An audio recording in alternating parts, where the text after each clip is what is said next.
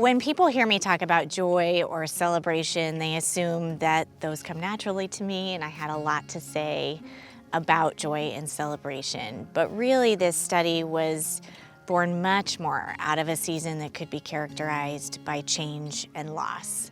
My husband and I walked through a long season that was really painful and difficult. But what I noticed is that when we did start encountering some breakthrough in our story and experiencing some good news, I was hesitant to embrace it.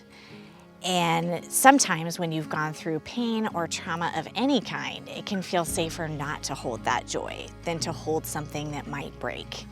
I was always waiting for the other shoe to drop, preparing for the worst and anticipating the worst case scenario. There was nothing specific that happened, but over time I came to realize that this way of living was really costly. And I thought, no more.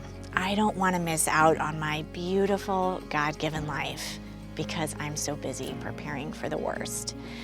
And in doing some research in the Bible and in the neuroscience research as a therapist and trying to understand how God designed our brains, I learned that I was not alone, that joy is actually the most vulnerable feeling we feel.